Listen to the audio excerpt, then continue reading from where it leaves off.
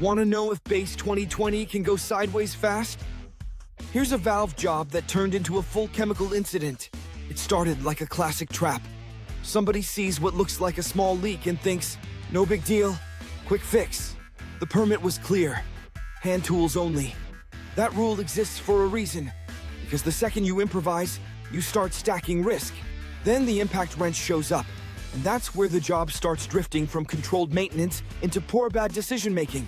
Once the valve integrity is compromised, the equipment basically quits cooperating.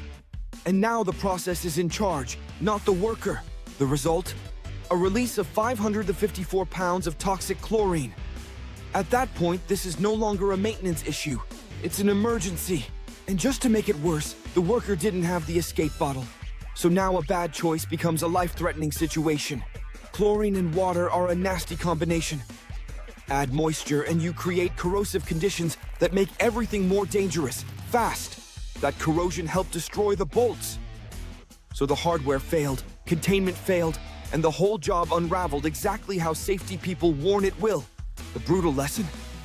Stop work authority only matters if somebody actually uses it. Seeing a red flag and staying quiet is how incidents grow teeth. So inspect before you wrench. Don't go blind with power tools, verify mechanical integrity, and use gas monitoring when the hazard demands it. Procedure beats bravado every time.